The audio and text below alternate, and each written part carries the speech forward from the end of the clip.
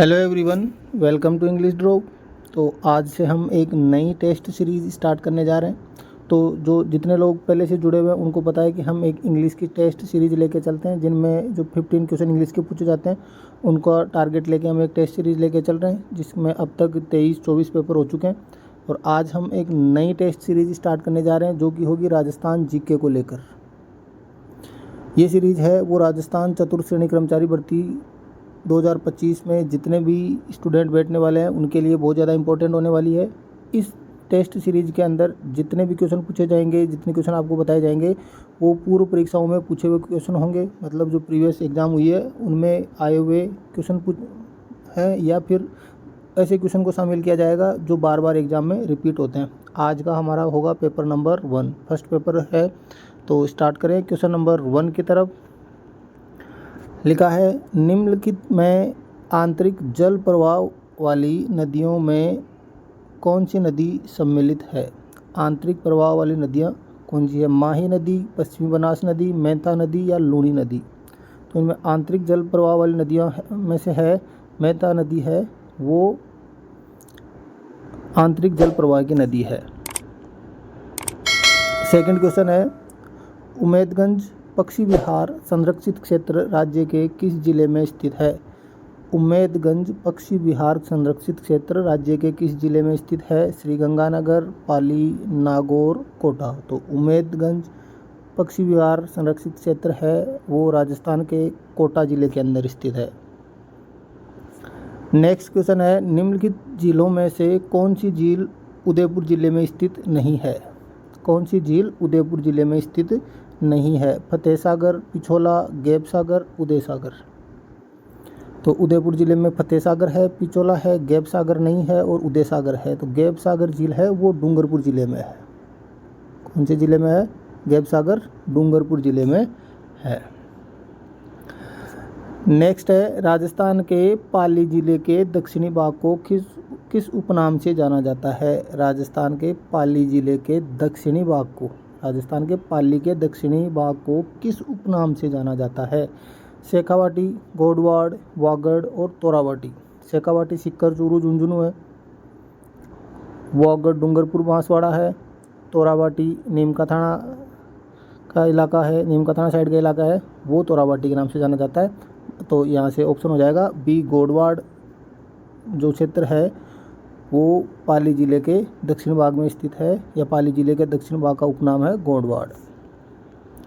Next question है, निम्नलिखित में से पश्चिमी मरुस्थलीय प्रदेश में अरब सागरीय मानसून से वर्षा नहीं होने का उत्तरदायी कारण नहीं है। ऑप्शन ए है अरावली की स्थिति, बी महाद्वीपीयता, सी अरावली का वृष्टि छाया क्षेत्र, या उपयुक्त में से कोई नहीं। तो यहाँ से हो जाएगा ऑप्शन नंबर सी, अरावली का वृष्टि छाया क्षेत्र। नेक्स्ट क्वेश्चन है, भारत की अधिकांश नदियाँ कहाँ जाकर समाप्त होती है। भारत की अधिकांश नदियाँ कहाँ जाकर समाप्त होती है? बंगाल की खाड़ी में, अरब सागर में, भूगर्भ सागर में या बाल्टिक सागर में। तो भारत की लगभग नदियाँ हैं वो बंगाल की खाड़ी में जाके गिरती है या वहाँ जाकर समाप्त होती है, सागर में मिल जाती है। नेक्स्ट क्वेश्चन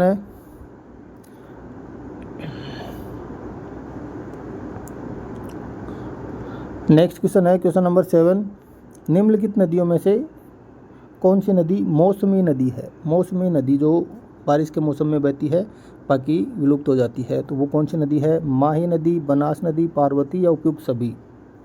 इसका आंसर बताने से पहले मैं आपको बता दूं कि हमारी एक और टेस्ट सीरीज चल रही है। जो लोग नए जुड़ रहे हैं उनके लिए इंग्लिश के क्वेश्चन है, या इंग्लिश की एक टेस्ट सीरीज चल रही है, तो वो भी आप जाके देख सकते हैं, जो आपको यहाँ डायरेक्ट लिंक से आप वहाँ पर पहुँच जाएंगे। तो निम्नलिखित में से कौन सी नदी है वो मौसमी नदी है? तो बनास नदी है वो मौसमी नदी है, बारिश के टाइम पर बहती है। पार्वती नदी राजस्थान के किस जिले में से होकर प्रवाहित होती है? तो पार्वती नदी राजस्थान के किस जिले में से होकर प्रवाहित होती है? Option A Jhalawar, B Dungarpur, C Udaipur, D Baran. तो पार्वती नदी मुख्य रूप से एमपी में बहती है, लेकिन राजस्थान के बारां और सवाई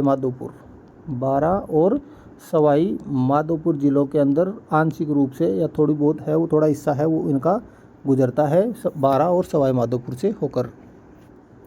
नेक्स्ट क्वेश्चन है, घड़ियालों की प्रमुख संरक्षित शरण स्थली है। घड़ियालों की शरण स्थली कौन सी नदी को माना जाता है? ए चंबल, बी माही, सी लूणी, डी बनास। तो घड़ियालों की शरण स्थली है वो चंबल नदी को कहा जाता है। नेक्स्ट क्वेश्चन है, वन्य जीव सप्ताह किस तिथि को मनाया जाता है? वन्य जीव सप्ताह किस तिथि को मनाया जाता है? ऑप्शन ए 2 अक्टूबर, बी 5 सितंबर, सी 1 नवंबर, डी 10 जनवरी। तो वन्य जीव सप्ताह है वो 2 अक्टूबर से लेकर 8 अक्टूबर तक चलता है। वन्य जीव सप्ताह मनाया जाता है 2 अक्टूबर से 8 अक्टूबर को। ऑप्शन नंबर ए है वो यहाँ से राइट आंसर हो जाएगा। नेक्स्ट क्वेश्चन है, राजस्थान के कुछ भागों में शीतकाल में वर्षा होती है, या फिर राजस्थान के कुछ भागों में शीतकाल में जो वर्षा होती है वो किस कारण से होती है? वायु भार के कारण, पश्चिमी विक्षोभ के कारण, पश्चिमी मानसून के कारण, या उपरोक्त सभी। तो जो शीतकालीन वर्षा होती है जिनको कहा जाता है मावट, सर्दियों में जो बारिश होती है उनको क्या कहा जाता है? उसको मावट कहा जाता है। और ये जो बारिश होती है, वर्षा होती है, वो होती है पश्चिमी विक्षोभ के कारण। नेक्स्ट क्वेश्चन है, भीखाबाई सागवाड़ा परियोजना किस नदी पर स्थित है? भीखाबाई सागवाड़ा किस नदी पर स्थित है? तो भीखाबाई सागवाड़ा परियोजना है वो माही नदी के ऊपर स्थित है। माही नदी डूंगरपुर, माही नदी डूंगरपुर पर स्थित है।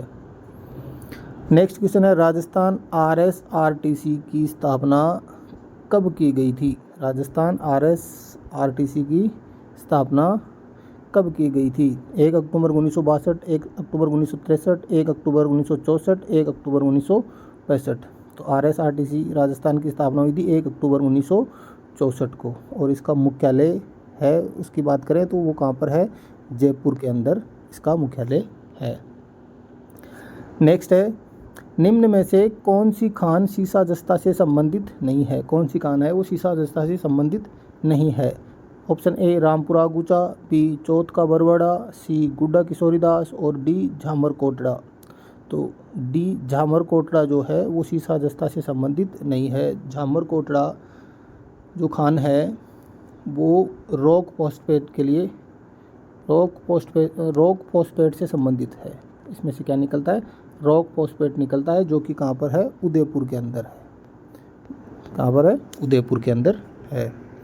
चिरवा का अभिलेख कहाँ से प्राप्त हुआ है? चिरवा का अभिलेख कहाँ से प्राप्त हुआ है? ए अजमेर, बी उदयपुर, सी कोटा, डी जयपुर। चिरवा का अभिलेख अजमेर से प्राप्त हुआ है। नेक्स्ट है, राजपूतों को शकों की सीथियन शाखा से संबंधित माना है, या फिर राजपूतों को शकों की सीथियन शाखा से मानने वाले व्यक्ति कौन है? ये बात किसने कही थी? Colonel James Tod, Vincent Smith, Cunningham, या कोई नहीं। तो राजपूतों को शकों की सीथियन शाखा से संबंधित माना था colonel James Tod. Colonel James Tod, जिनको कहा जाता है घोड़े वाले बाबा जी। क्या कहा जाता है इनको? घोड़े वाले बाबा, या राजस्थान के इतिहास का जनक, फादर ऑफ राजस्थान हिस्ट्री के नाम से भी जाना जाता है इनको। और इन्होंने कुछ राजस्थान की हिस्ट्री को लेकर कुछ बुक लिखी थी, जिनमें एक मुख्य बुक है annals and antiquities of Rajasthan, book भी इन्होंने लिखी थी। नेक्स्ट क्वेश्चन है, गुर्जर प्रतिहार शासकों में प्रथम पितृहंता शासक कौन था? ऐसा शासक जिसने अपने पिता को मारा हो, अपने पिता को मारने वाला शासक कौन है? प्रथम पितृहंता गुर्जर प्रतिहार शासकों में कौन था? नागभट्ट द्वितीय, रामभद्र, मिहिरभोज, वत्सराज। तो मिहिरभोज को गुर्जर प्रतिहारों का प्रथम पितृहंता शासक कहा जाता है। नेक्स्ट क्वेश्चन है, जालोर के चौहान वंश की स्थापना किसके द्वारा की गई थी? जालोर के चौहान वंश की स्थापना किसके द्वारा की गई थी? कान्नड़देव, कीर्तिपाल, राव लुम्बा, या गोविंद राज। तो जालोर के चौहान वंश की स्थापना किसने की थी? कीर्तिपाल ने। नेक्स्ट है, एकीकरण के प्रथम चरण में मत्स्य संघ में शामिल किए गए क्षेत्र थे। मत्स्य संघ में शामिल होने वाले क्षेत्र कौन कौन से थे? अलवर, भरतपुर, जोधपुर, करौली, या अलवर, उदयपुर, भरतपुर, जोधपुर, या अलवर, भरतपुर, धौलपुर, करौली, और अलवर, धौलपुर, जोधपुर, या भरतपुर। तो यहाँ से हो जाएगा ऑप्शन सी, अलवर, भरतपुर, धौलपुर और करौली, वो मत्स्य संघ में शामिल हुए थे। नेक्स्ट है, किस युद्ध को काला गोरा का युद्ध कहा जाता है? किस युद्ध को काला गोरा का युद्ध कहा जाता है? चेलावास का युद्ध, गिरिसुमेल का युद्ध, चंदावर का युद्ध, और बिथोड़ा का युद्ध। ये बिथोड़ा है, कौन सा है? बिथोड़ा का युद्ध। तो बिथोड़ा का युद्ध। तो काला गोरा का युद्ध किसको कहा जाता है? चेलावास के युद्ध को कहा जाता है काला गोरा का युद्ध, जो कि 18 सितंबर 1857 को हुआ था। किन किन के मध्य हुआ था? जो ठाकुर कुशाल सिंह के नेतृत्व में क्रांतिकारियों ने युद्ध किया था। कुशाल सिंह के नेतृत्व में युद्ध हुआ था।